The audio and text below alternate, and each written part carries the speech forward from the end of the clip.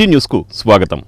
అట్టడుగు వర్గాల అభ్యున్నతికి అవిరళ కృషి చేసిన మహనీయుడు బాబు జగ్జీవన్ రామ్ అని జిల్లా కలెక్టర్ డి.కె. బాలాజీ అన్నారు. అట్టడుగు వర్గాల అభ్యున్నతికి అవిరళ కృషి చేసిన మహనీయుడు బాబు జగ్జీవన్ రామ్ అని జిల్లా కలెక్టర్ డి.కె. బాలాజీ పేర్కొన్నారు.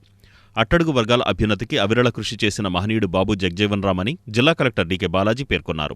మాజీ ఉప ప్రధాని బాబు జగ్జీవన్ రామ్ జయంతి సందర్భంగా మలకాపట్నంలోని జగ్జీవన్ రామ్ విగ్రహానికి ఆర్టీసీ చైర్మన్ కొనకళ్ల నారాయణరావుతో కలిసి పూలమాలలు వేసి ఆయన ఘనంగా నివాళులర్పించారు. ఈ సందర్భంగా ఆయన మాట్లాడుతూ అట్టడుగు వర్గాల అభ్యున్నతి, అణగారిన ప్రజల సమాన హక్కుల కోసం బాబు జగ్జీవన్ రామ్ చేసిన పోరాటం మర్చిపోలేనిదని అన్నారు. స్వాతంత్ర సమరయోధుడిగా, ఉప ప్రధానిగా దేశ సేవకు అంకితమైన ఆయన జీవితం స్ఫూర్తిదాయకమని అన్నారు. 52 పాటు పార్లమెంటేరియన్గా, మహా అనుభవశీలి, వ్యవసాయ, రక్షణ, ఆరోగ్య, రైల్వే శాఖ మంత్రిగా, ఉప ప్రధానిగా ఆయన సేవలు అనిర్వచనీయమని కొనియాడారు. ఈ కార్యక్రమంలో గొర్రెపాటి గోపీచంద్, మోటమర్రి బాబాప్రసాద్, దేవరపల్లి అనిత, గుమ్మడి విద్యాసాగర్, యువరాజ్, మాజీ SC corporation chairman Marmudi Victor Prasad, విగ్రహ కమిటీ సభ్యులు, పలువురు రాజకీయ, పట్టణ ప్రముఖులు పాల్గొన్నారు. బాబు జగ్జీవన్ రామ్ గారు మన భారతదేశంలో బిహార్కి చెందిన వాళ్ళు. బీహార్లో చిన్నప్పటి నుంచే కూడా చాలా ఇబ్బందుల్లో, చాలా కష్టాల్లో ఎదిగారు. సో ఒకటి, వాళ్ళ నాన్నగారు చాలా చిన్నప్పుడే చనిపోయినప్పటికీ కూడా చాలా హార్ష్ ఎకనామిక్ సిచ్యువేషన్లో కూడా ఆయన ఎదగాలి అనే ఉద్దేశంతో అప్పుడు పరిస్థితి, అప్పుడున్న సమాజంలో ఉన్న చాలా ఛాలెంజెస్ని ఫేస్ చేసుకుంటూ చదువుకుంటూ బనారస్ హిందూ యూనివర్సిటీలో డిగ్రీ తీసుకుంటూ తర్వాత ఆయన మన డిప్యూటీ ప్రైమ్ మినిస్టర్ హోదా వరకు ఎదగగలిగారు. ఇక్కడ మనము గుర్తుంచుకోవాల్సింది ఏమంటే, ఆయన హోదాకు వెళ్ళిన తర్వాత ఆయన కాంట్రిబ్యూషన్ మన కంట్రీకి చాలా గొప్ప. ఆయన ఈరోజు మనందరికీ తెలుసు, హరిత విప్లవం గురించి మనం మాట్లాడుకుంటాము. ఆయన అగ్రికల్చర్ మినిస్టర్గా ఉన్నప్పుడే ఆయన చొరవతోనే హరిత విప్లవం జరిగింది. తర్వాత మన హిస్టరీలోనే ఇండియా ఒక వార్లో చాలా గ్రేట్గా గెలిచిన యుద్ధం ఏమైనా ఉందా అంటే అది 1971లో ఉన్న ఇండో పాక్ వార్. ఆ టైంలో కూడా ఆయన నాకు తెలిసి డిఫెన్స్ మినిస్టర్గా ఉన్నారు. అంటే ఆయన కాంట్రిబ్యూషన్ అనేది కంట్రీకి చాలా గొప్పగా ఉంది. అదొకటే కాకుండా ఆయన ప్రభుత్వం పైన, ప్రజాస్వామ్యం పైన చాలా నమ్మకం పెట్టిండేవాళ్ళు. దానికే ఆయన ఎమర్జెన్సీ టైంలో జయంతి కూడా మనం ఈ మల్కాపట్నంలో ఈ విగ్రహం దగ్గర చేసుకుంటున్నాం. ప్రభుత్వ కార్యక్రమాలు కూడా ఇక్కడి నుంచే మొదలవుతాయి. జగజ్జీవన్ రామ్ గారు అంటే దళితుల నేతే కాదు, బడుగు బలహీన వర్గాల నేత. అతను ఒక రాజకీయ నాయకుడిగా, స్వాతంత్ర సమరయోధుడిగా జీవితాన్ని ప్రారంభించి డిప్యూటీ ప్రైమ్ మినిస్టర్ స్థాయికి ఎదిగినటువంటి వ్యక్తి. రక్షణ శాఖ మంత్రిగా, అలాగే అగ్రికల్చర్ శాఖ మంత్రిగా అనేక మంత్రిత్వ శాఖలు నిర్వహించి ఆయన సమర్థవంతంగా ఆయన అంటూ ముద్ర వేసినటువంటి వ్యక్తి. ఢిల్లీలో ఆయన ఇల్లు మరి చాలామందికి తెలియదు. నిత్యం అన్నదానం, నిత్యం దేశవ్యాప్తంగా ఎవరు వచ్చినా కూడా ఆ ఇంటికాడ ఫ్రీగా భోజనం, ఫ్రీగా అకామిడేషన్ మరి ఇచ్చేవారు. ఆయన కాంగ్రెస్ పార్టీని మరి ఎమర్జెన్సీ టైంలో వ్యతిరేకించి ఆయన జనతా పార్టీకి వచ్చి జనతా పార్టీ ప్రభుత్వ స్థాపనలో ఆయన ప్రముఖమైన పాత్ర వహించారు. ఆయన గుంటూరు జిల్లాలో ఒక మీటింగ్ జరిగితే మేమంతా కూడా లారీలు వేసుకెళ్ళాం. ఆ రోజుల్లో బస్సులు లేవు, అంత స్థాయి లేదు.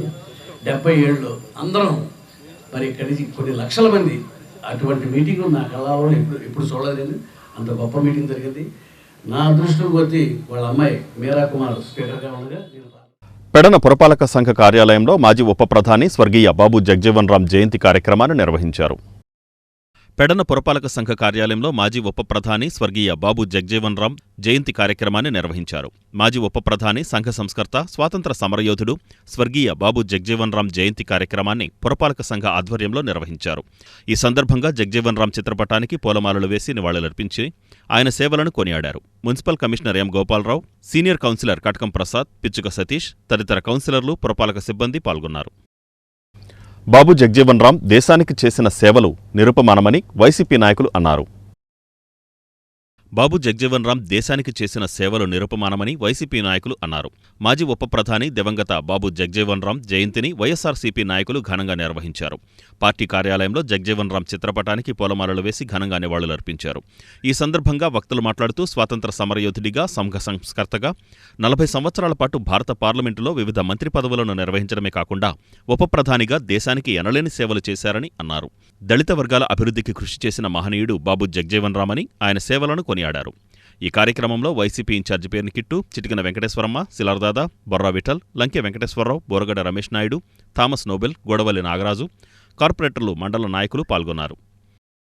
జగజ్జీవన్ రామ్ గారి యొక్క జయంతి కార్యక్రమాన్ని వైఎస్ఆర్ పార్టీ కార్యాలయంలో యువ నాయకులు పేర్ని కిట్టిబాబు గారి యొక్క సారథ్యంలో ఇక్కడికి చేయటం జరిగింది. వైఎస్ఆర్ పార్టీ కార్పొరేటర్స్, అదేవిధంగా మేయర్ గారు, వైఎస్ఆర్ పార్టీ కార్యకర్తలు, నాయకులు, జగన్ గారి అభిమానులు ప్రతి ఒక్కళ్ళు కూడా ఇక్కడికి పాల్గొని వారి యొక్క నిలువెత్తు విగ్రహానికి పూలమాలలు వేసి ఘనమైనటువంటి నివాళులు అర్పించడం జరిగింది. ఎందువల్లంటే వారు చేసినటువంటి ఆనాటి జ్ఞాపికలన్నీ కూడాను మళ్ళీ ఈరోజు మనందరూ నెమరేసుకోవాలి. రాజకీయాలు తారుమారైపోయినాయి. ఆనాటి రాజకీయాలకి ఈనాటి రాజకీయాలకి సత్సంబంధాలు లేకుండా పోయినాయి.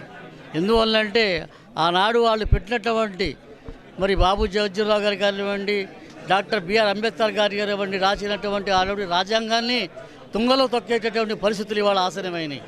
ఎందువల్లంటే ఇవాళ ఆనాడు రాజ్యాంగం అనేటటువంటిది లేకపోతే ఈనాడు మనందరంగా స్వేచ్ఛగా నడిచేటటువంటి పరిస్థితులు లేనటువంటి పరిస్థితులు అన్నమాట. బాబు జగ్జీవన్ రామ్ గారి జయంతి సందర్భంగా వైఎస్ఆర్ పార్టీ కార్యాలయంలో ఇక్కడ పాల్గొన్న వైఎస్ఆర్సీపీ కుటుంబ సభ్యులందరికీ కూడా ప్రత్యేకమైన ధన్యవాదాలు తెలియపరుస్తూ, జగ్జీవన్ రామ్ గారు పరిపాలనా దక్షుడు, పేద బడుగు బలహీన వర్గాల ఆశయాల కోసం ఎంతో ఉన్నతంగా పనిచేసిన వ్యక్తి. ఆయన పరిపాలనా దక్షత ఏదైతే ఉందో, మరి ఆయన చేసిన సేవలు ఏవైతే ఉన్నాయో ఇవాళ ఆయన మనకి భౌతికంగా మన మధ్య లేకపోయినా కానీ ప్రజల హృదయాల్లో స్థిరస్థాయిగా ఉంటారు అనే దానికి నిదర్శనమే ఈరోజు ఈ కార్యక్రమం ఎంత ఘనంగా జరగటం అని చెప్పి తెలియపరుస్తూ మీ దగ్గర. బాబు జగజ్జీవన్ రామ్ గారి జయంతి 117వ సంవత్సరం జయంతి ఉత్సవాలు జరుపుకోవడం జరుగుతుంది. అలాగే మరి బాబు జగజ్జీవన్ రామ్ గారు పేద ప్రజల కోసం, అట్టడుగు ప్రజల కోసం ఎన్నో త్యాగాలు, పోరాటాలు చేసి మరి 15% రిజర్వేషన్లు కల్పించాలని చెప్పి ఆయన ఎన్నో చాలా గొప్ప గొప్ప విషయాలు ప్రజలకందరికీ కూడా తెలియపరిచి ప్రజల్లో చైతన్యాన్ని తీసుకొచ్చి చాలా ఉన్నతమైన పదవులు ఆయన వాటిల్లో ఆయన చేశారు. అలాగే మరి ఆయన ఎంత గొప్ప మహనీయుల్ని స్మరించుకోవటం మన అందరి బాధ్యత. అలాగే ప్రతి సంవత్సరం ఇంకా ఘనంగా ఈ జయంతి ఉత్సవాల్లో వైఎస్ఆర్ పార్టీ అందరూ కూడా పాల్గొని ఇలా జయప్రదం చేయాల్సింది. కుల నిర్మూలన కోసం పాటుపడిన సంఘ సంస్కర్త బాబు జగ్జీవన్ రామ్ అని మోపిదేవి మండల వైఎస్సార్సీపీ నాయకులు అన్నారు. కుల నిర్మూలన కోసం పాటుపడిన సంఘ సంస్కర్త, మహానేత, స్వాతంత్ర సమరయోధులు, మాజీ ఉప ప్రధాని బాబు జగ్జీవన్ రామ్ అని వైఎస్సార్ కాంగ్రెస్ పార్టీ మోపిదేవి మండల కన్వీనర్ గరికపాటి వెంకటేశ్వరరావు కొనియాడారు. మండల కేంద్రమైన మోపిదేవి ప్రధాన సెంటర్లో వెంకటేశ్వరరావు ఆధ్వర్యంలో శనివారం ఉదయం జగ్జీవన్ రామ్ 117వ జయంతి కార్యక్రమాలను ఘనంగా నిర్వహించారు. ఈ సందర్భంగా గరికపాటి వెంకటేశ్వరరావుతో పాటు YSR Congress party SC cell మండల కన్వీనర్ చోడాబత్తిన పూర్ణచంద్రరావు, సీనియర్ నాయకులు మోటుపల్లి రెడ్డమ్మ, కొక్కిలిగడ్డ మాధవరావులు జగ్జీవన్ రామ్ చిత్రపటానికి పూలమాలలతో నివాళులర్పించారు. అనంతరం ఏర్పాటు చేసిన కేకును నేతలు కట్ చేసి ఒకరికొకరు తినిపించుకుంటూ జగ్జీవన్ రామ్కు నివాళులు ఘటించారు. ఈ కార్యక్రమంలో వైఎస్సార్ కాంగ్రెస్ పార్టీ సేవాదళ్ మండల కన్వీనర్ బండారు శ్రీనివాసరావు, పీఎస్సీఎస్ మాజీ చైర్మన్ గరకపాటి గోవిందరాజులు, గ్రామ పంచాయతీల పాలకవర్గ సభ్యులు పుప్పాల సతీష్ బాబు, కేసిగాని రాము తదితరులు పాల్గొన్నారు. శ్రీరామనవమి సందర్భంగా పట్టణంలో జరిగే శోభాయాత్రను జయప్రదం చేయాలని కమిటీ సభ్యులు కోరారు. శ్రీరామనవమి సందర్భంగా పట్టణంలో జరిగే శోభాయాత్రను జయప్రదం చేయాలని కమిటీ సభ్యులు విజ్ఞప్తి చేశారు. శ్రీరామనవమి సందర్భంగా ప్రతి సంవత్సరం మాదిరిగానే ఈ సంవత్సరం కూడా శ్రీరామ శోభాయాత్ర కమిటీ ఆధ్వర్యంలో పట్టణంలో శ్రీరామ శోభాయాత్రను నిర్వహించడం జరుగుతుందని కమిటీ సభ్యులు తెలియజేశారు. 6వ తేదీన మధ్యాహ్నం హిందూ కళాశాల నుండి శోభాయాత్ర ప్రారంభమవుతుందని వారు పేర్కొన్నారు. ఈ యాత్రలో హిందూ బంధువులందరూ పాల్గొనాలని వారు విజ్ఞప్తి చేశారు. ఈ యాత్రలో బైక్ ర్యాలీతో పాటు పలు సాంస్కృతిక కార్యక్రమాలను ఏర్పాటు చేయడం జరిగిందని, శోభాయాత్రలో ప్రముఖ ఆధ్యాత్మిక గురువు పలువురు పాల్గొని మన హిందూ ధర్మం యొక్క విశిష్టతను తెలియజేస్తారని వారు పేర్కొన్నారు. అందరికీ నమస్తే. మన మచిలీపట్నంలో శ్రీరామనవమికి గొప్ప శోభాయాత్ర ఉందండి. అందరూ కూడా మన మచిలీపట్నంలో ఉన్నటువంటి మహిళలే కాదు, అందరూ కూడా చక్కగా ఈ శోభాయాత్రలో పాల్గొనాలి. అంతేకాకుండా ప్రతి చోట చక్కగా కోలాటాలు ఏర్పాటు చేశారండి. కర్రసాములు భజనలతో పాటు ఊరేగింపుగా ఈ శోభాయాత్ర జరుగుతుంది. ఇంకా హారతులు కూడా ఇవ్వటం జరుగుతుందండి. అందరూ కూడా ప్రతి ఒక్కళ్ళు గడప గడప నుంచి కూడా మహిళలే కాదు, పురుషులే కాదు, ప్రతి ఒక్కళ్ళు హిందువుగా ప్రతి హిందువు కూడా ఈ శోభాయాత్రలో పాల్గొనాలి. జై శ్రీరామ్. ప్రతి సంవత్సరం శ్రీరామనవమి సందర్భంగా మనం అందరం కలిసి చేసుకునే పండుగ శ్రీరామ శోభయాత్ర వచ్చేసింది. ఇది ఆద్యంతము మన హైందవ శక్తి ప్రదర్శనతో హిందువులలో ఐక్యతే ప్రధాన లక్ష్యంగా ఈ కార్యక్రమం కొన్ని సంవత్సరాలుగా మనందరం చేస్తున్నాము. ప్రతి సంవత్సరము క్రిందటి సంవత్సరం కన్నా ఎక్కువ రెట్టించి ఉత్సాహంతో మనం ఈ కార్యక్రమం చేస్తుంటాము. అదృష్టవశాత్తు ఈసారి ఆదివారం రావటం ఈ కార్యక్రమం హిందూ బంధువులందరూ పిల్లలతో సహా సకుటుంబంగా మహిళలు వీళ్ళందరూ విరివిగా ఈ కార్యక్రమంలో పాల్గొని ఈ కార్యక్రమాన్ని దిగ్విజయం చేసి హిందువుల ఐక్యతను చాటవలసిందిగా విజ్ఞప్తి చేస్తూ శ్రీరామ శోభయాత్ర కమిటీ మచిలీపట్నంలోని హిందూ బంధువులందరూ కూడా ఉమ్మడిగా ఆహ్లాదంగా జరుపుకునేటటువంటి పండుగ శ్రీరామనవమి. ఈ శ్రీరామనవమి శోభాయాత్ర గత ఎన్నో సంవత్సరాల నుంచి ఆనవాయితీగా జరుపుకుంటున్నాము. అది కుల వర్గ భేదాలు అనేది లేకుండా ప్రతి ఒక్కళ్ళు ఉమ్మడిగా సంతోషంగా జరుపుకునేటువంటి పండుగ ఇది. ఎన్నో వేల మంది స్త్రీలు పురుషులు అందరూ కూడా పాల్గొంటూ ఉమ్మడిగా ఈ యొక్క బైక్ ర్యాలీ నిర్వహిస్తున్నాము. అట్లాగే ఈ సంవత్సరం కూడా హిందూ బంధువులందరూ కూడా మచిలీపట్నం వారి కుటుంబం తరపున అందరూ కూడా ప్రతి సంవత్సరం లాగానే ఈ వేడుకలో పాల్గొని జయప్రదం చేయాలని కోరుతున్నాం. అజ్మీర్ బాబా సేవా సమాజం ఆధ్వర్యంలో బాబు జగ్జీవన్ రామ్ జయంతిని ఘనంగా నిర్వహించారు. అజ్మీర్ బాబా సేవా సమాజం ఆధ్వర్యంలో బాబు జగ్జీవన్ రామ్ జయంతి కార్యక్రమాలు ఘనంగా జరిగాయి. సమాజ సభ్యులు విద్యార్థులతో కలిసి పూలదండలు వేసి శ్రద్ధాంజలి ఘటించారు. ఆయన మాట్లాడుతూ బాబు జగ్జీవన్ రామ్ స్వాతంత్ర సమరయోధులని, మహాత్మా గాంధీజీ సిద్ధాంతాలతో ఏకీభవించి ఆయన బాటలో నడిచారని, తొలుత కార్మిక శాఖ మంత్రిగా ఎన్నో సంస్కరణలు తెచ్చారని తెలిపారు. ఈ కార్యక్రమంలో సమాజ సభ్యులు మరియు డిఆర్ శ్రీనివాస్, అమన్, షేరాలి, ఇస్మాయిల్, ప్రసాద్, నితిన్, సతీష్, కాసిం తదితరులు పాల్గొన్నారు. అందరికీ నమస్కారము. అందరికీ శ్రీరామనవమి శుభాకాంక్షలు. అందరూ పవిత్ర రామాయణాన్ని చదివి అర్థం తెలుసుకొని ఇహపరలోకాలలో ముక్తి పొందండి. ఈరోజు బాబు జగ్జీవన్ జయంతి. బాబు జగ్జీవన్ 5 ఏప్రిల్ 1908లో బీహార్లో జన్మించారు. స్వాతంత్ర సమరయోధులు. బ్రిటిష్ పరిపాలనకు వ్యతిరేకంగా జరిగిన పోరాటంలో పాల్గొన్నారు. మహాత్మా గాంధీజీ సిద్ధాంతాలతో ఏకీభవించి ఆయన బాటలో నడిచారు. భారత తొలి దళిత ఉప ప్రధానిగా బాధ్యతలు చేపట్టారు. కార్మిక మంత్రిగా ఎన్నో సంస్కరణలు తెచ్చారు. అణగారిన అల్పసంఖ్యాకుల దళితుల అభ్యున్నతికి ఎనలేని కృషి చేశారు. దేశ స్వాతంత్ర్యం కోసం, సామాజిక సమానత్వం కోసం పోరాడిన ఆదర్శ నేత బాబు జగ్జీవన్. భారత రాజ్యాంగ పరిషత్ సభ్యుడిగా, రక్షణ శాఖ మంత్రిగా వివిధ రంగాలలో అనేక సేవలందించారు. ఆయన జన్మదినాన్ని సమతా దివస్గా భారతీయులు జరుపుకుంటారు. ఆయన ఆశయాలు సదా అనుసరణీయం. పార్లమెంటు ఉభయ సభల్లోనూ వక్ఫ్ బోర్డు సవరణ బిల్లు ఆమోదం పొందడం పట్ల బీజేపీ నాయకులు హర్షం వ్యక్తం చేశారు. పార్లమెంటు ఉభయ సభల్లో వక్ఫ్ సవరణ బిల్లు ఆమోదం పొందడం పట్ల భారతీయ జనతా పార్టీ నాయకులు హర్షం వ్యక్తం చేశారు. కోనేరు సెంటర్లో నిర్వహించిన కార్యక్రమంలో నాయకులు నినాదాలు చేశారు.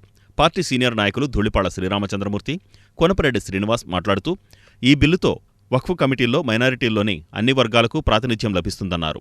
సూరిశెట్టి హరికృష్ణ, వెన్నకోట సుబ్బారావు, జిఎస్ఆర్ మూర్తి, చలమలశెట్టి మల్లేశ్వరరావు తదితరులు పాల్గొన్నారు. భారతీయ జనతా పార్టీ మచిలీపట్నం శాఖన తరపున మరి నిన్న పార్లమెంట్లో 2 సభల్లో కూడా అంటే లోక్సభలో రాజ్యసభలో ఆమోదం పొందినటువంటి వక్ఫ్ బోర్డు బిల్లు ఏదైతే ఉందో దాని విజయం సాధించిన సందర్భంగా, ఆమోదం పొందిన సందర్భంగా, అమెండ్మెంట్ పొందిన సందర్భంగా భారతీయ జనతా పార్టీ మచిలీపట్నం శాఖ తరపున అభినందనలు తెలియజేస్తున్నాం. ముఖ్యంగా ఈ భారతదేశంలో భారతీయ జనతా పార్టీ ఏ మతానికి వ్యతిరేకం కాదు. ఖచ్చితంగా వక్ఫ్ బిల్లు ఏదైతే ఉందో అది 13 లక్షల ఎకరాల ఉన్నటువంటి ఆస్తి ఇవాళ 39 లక్షల ఎకరాల వరకు పెరిగినటువంటి పరిస్థితులు ఉన్నాయి. అది మంచితనమే కాదంటలేదు. కానీ అది ఇస్లామిక్ సంబంధించినటువంటి ఆస్తుల్ని మరి దానికి ఒక ఆడిట్ లేకుండా, ఒక క్రమబద్ధీకరణ లేకుండా ఇష్టానుసారంగా వ్యవహారం చేసుకుంటూ ముఠావల్లీలు ఎవరైతే ఉన్నారో వాళ్ళ చేతుల్లో ఉండి దాని దుర్వినియోగం జరుగుతున్న మూలంగా అటువంటి దుర్వినియోగం కాకుండా దానికి ఒక చట్టబద్ధత కల్పించాలనేటువంటి విషయంలో అమెండ్మెంట్ చేయటం జరిగింది. అటువంటి అమెండ్మెంట్ని ప్రతి వారు కూడా ఎవరైతే ఇస్లామిక్ సోదరులు, ముస్లిం సోదరులు ఎవరైతే ఉన్నారో వాళ్ళందరూ కూడా స్వాగతిస్తున్నారు. కేవలం ఓటు రాజకీయం కోసం ఆడేటువంటి ఎక్కువ మంది మెజార్టీ ఎంపీలందరూ కూడా రాజ్యసభలో, లోక్సభలో కూడా వక్ఫ్ బిల్లులో ఏదైతే ఉందో అమెండ్మెంటు దాన్ని అంగీకరించి ప్రజలకు మేలు జరిగేటట్టుగా ఇవాళ మైనారిటీ వర్గాల్లో ఉన్నటువంటి ఏదైతే వక్ఫ్ బిల్లు ఉందో ఉన్నతమైన వర్గాలు అధికారంలో ఉండి వాళ్ళ వరకు ఉపయోగపడుతుంది. అది ఇవాళ ఈ బిల్లు ద్వారా వాళ్ళలో ఉన్న అనేక వర్గాల వాళ్ళందరూ, అట్టడుగు వర్గాల్లో ఉన్న వాళ్ళందరికీ కూడా దాంట్లో మెంబర్షిప్ వస్తుంది. దానివల్ల వాళ్ళందరికీ కూడా వాళ్ళ కావాల్సినటువంటి సదుపాయాలు కానీ, ఇళ్ళు కట్టుకోవడానికి కానీ అన్ని రకాలైనటువంటి సదుపాయాలు పొందడానికి అవకాశం ఉంటుంది దీని ద్వారా. అంతే తప్పితే ఇది ఒక మతానికి వ్యతిరేకమైనటువంటి బిల్లు కాదు. ఇది మన దురదృష్టం ఏంటంటే స్వతంత్రం వచ్చిన తర్వాత కాంగ్రెస్ పార్టీ ఏదైతే ఉందో దేశ ప్రజలందరినీ ఏకతాటిపై నడిపించాల్సిన బాధ్యత కలిగినటువంటి కాంగ్రెస్ ప్రభుత్వం కేంద్రంలో ఆ విషయాన్ని మర్చిపోయి కేవలం ఓట్ల రాజకీయంతో 1995లో ఈ వక్ఫ్ బోర్డు చట్టాన్ని తీసుకుని వచ్చి హిందువుల్ని, ముస్లింలని వేరు చేసే విధంగా చట్టాన్ని తీసుకొచ్చిన పరిస్థితి కాంగ్రెస్ పార్టీ ఆ రోజు చేసింది. దాంట్లో ఉన్న అనేకమైనటువంటి వ్యతిరేక వాతావరణాలు ఏవైతే ఉన్నాయో అవన్నీ కూడా హిందువుల్లో, ముస్లింల్లో కూడా భేదభావాన్ని చూపిస్తున్నారు. కూడా నా నమస్కారాలు. ఈ సమావేశానికి వచ్చిన కోనపల్లి శ్రీనివాస్ గారికి, దూలిపాటి శ్రీరామచంద్ర గారికి, అమ్మాజీ గారికి పేరు పేరున అందరికీ ధన్యవాదాలు. ఈరోజు పార్లమెంట్లోనూ, లోక్సభలోనూ, రాజ్యసభలోనూ వ్యక్తి బిల్లు పాస్ అయిందంటే అందరికీ ఉపయోగపడేది. అందులో ముస్లిం సోదరులు అందరూ కూడా చాలా లాభదాయకం. అది దానివల్ల ఎవరు నష్టపోయే పరిస్థితులు. అందరూ కూడా ఆ వ్యక్తి బిల్లు వల్ల ఆ రోజుల్లో చేసిన కాంగ్రెస్ ప్రభుత్వం చేసిన పనులకి ఈరోజు చాలామంది బాధపడుతున్నారు. అవన్నిటికి కూడా ఈ లోక్సభలో, రాజ్యసభలో చేయటం మనందరూ కూడా ఉపయోగకరంగా ఉంటుంది. నగరంలోని పలు దేవాలయాలలో శ్రీరామనవమి వేడుకలు ఘనంగా కొనసాగుతున్నాయి. నగరంలోని పలు దేవాలయాల్లో శ్రీరామనవమి ఉత్సవాలు ఘనంగా సాగుతున్నాయి. శుక్రవారం ప్రత్యేక పూజలు నిర్వహించారు. కోనేరు సెంటర్లో పండ్ల వర్తక సంఘం ఆధ్వర్యంలో ఏర్పాటు చేసిన ఉత్సవ పందిరిలో వేద పండితుల ఆధ్వర్యంలో పూజా క్రతువులు జరిపించారు. సాయంత్రం ప్రదర్శించిన హరిశ్చంద్ర పౌరాణిక నాటకం ఆకట్టుకుంది. ఈ సందర్భంగా ప్రదర్శించిన సత్యహరిశ్చంద్ర పౌరాణిక నాటకం ఆకట్టుకుంది.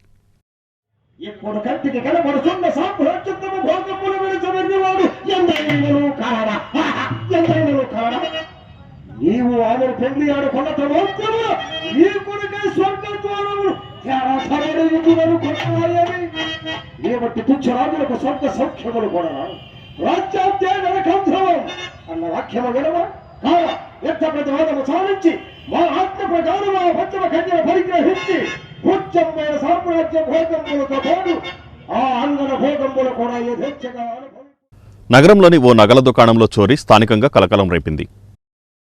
నగరంలోని ఓ నగల దుకాణంలో చోరీ సంఘటనపై ఆర్పేట స్టేషన్లో ఫిర్యాదు చేశారు. మలబార్ షోరూంలో శుక్రవారం గుర్తు తెలియని వ్యక్తి నగలు కొనే వంకతో వచ్చి దాదాపు 30 గ్రాములు చేతి కడియాన్ని చోరీ చేశాడు.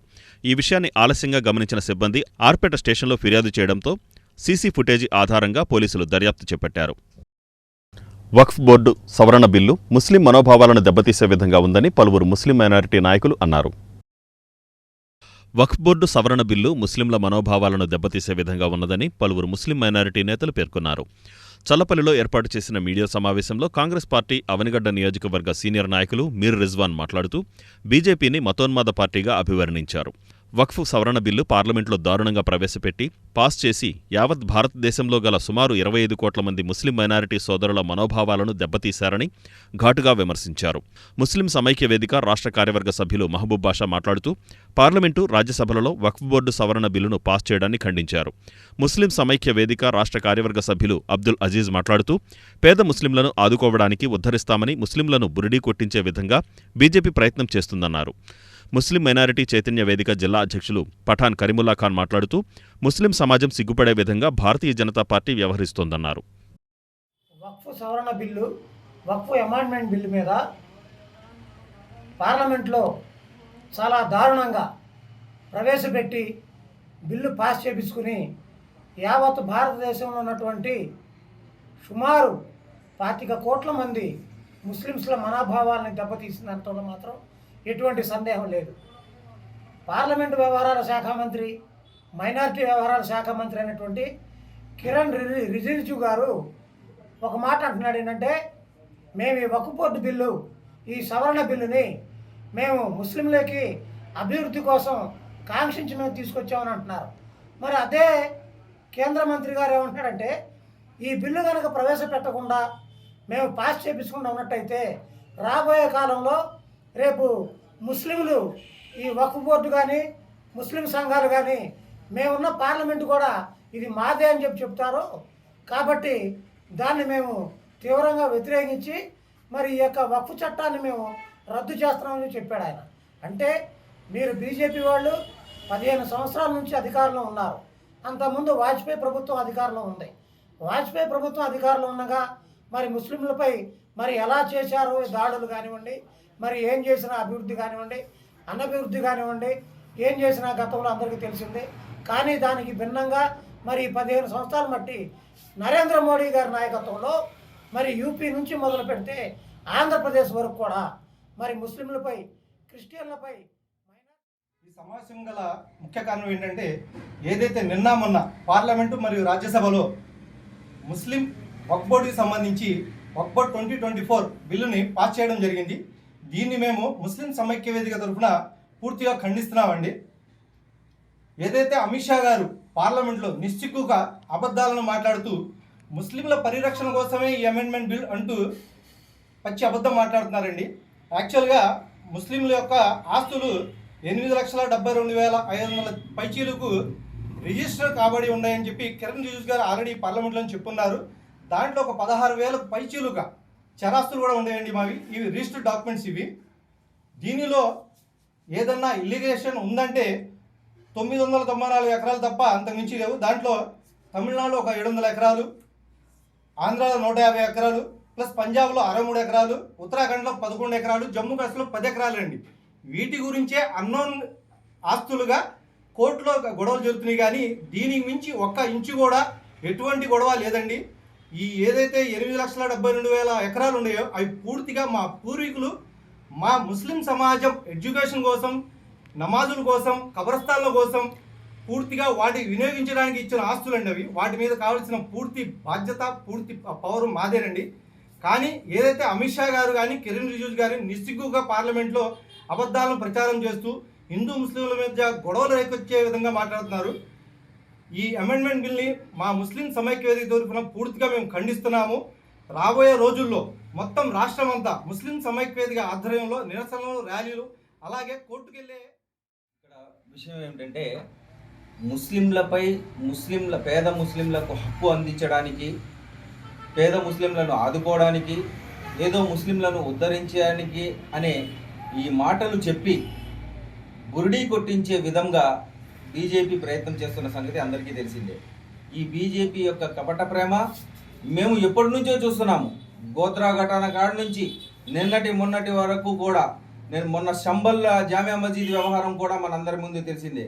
గోత్రా ఘటనలో ఏ విధంగా ఆడవారి కడుపులలోంచి పిల్లలను తీసి కొట్టారో అవన్నీ మేము మర్చిపోలేము. ఈరోజు మీరేదో పునీతులు అయిపోయారు, మేము మిమ్మల్ని కాపాడుకుంటాం అనడానికి కూడా ఏమీ ఛాన్స్ లేదు.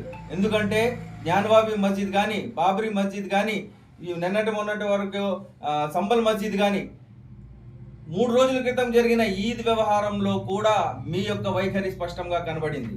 కాబట్టి ఈ కపట ప్రేమని మానండి. ఈ బిల్లుని వెంటనే మీరు ఉపసంహరించుకోవాలని చెప్పేసి మేము డిమాండ్ చేస్తున్నాం. అదేవిధంగా రాష్ట్ర ప్రభుత్వానికి మేము ఎంతో నమ్మాము. ముస్లింలు సెక్యులర్గా చంద్రబాబు నాయుడు గారిని మేము నమ్మాము. గత ప్రభుత్వం బీజేపీ తెచ్చిన అన్ని బిల్లులకు సపోర్ట్ చేస్తే ఈసారి మిమ్మల్ని నమ్మి మేమందరం మీకు ఓటు వేసి మా ముస్లిం సమాజం అంతా మిమ్మల్ని గెలిపించింది. మీరు కూడా మతతత్వ పార్టీ ద్వారా ఉండి వాళ్ళకి మద్దతు ఇచ్చి ముస్లింలకు అన్యాయం చేస్తారని చెప్పేసి మేము ఊహించలేకపోయాం. చివరి వరకు కూడా మీ మీదే మేము నమ్మకం పెట్టుకున్నాం. కానీ ఈరోజు మీరు కూడా ఈ వార్తలు ఇంతటితో సమాప్తం. నమస్కారం.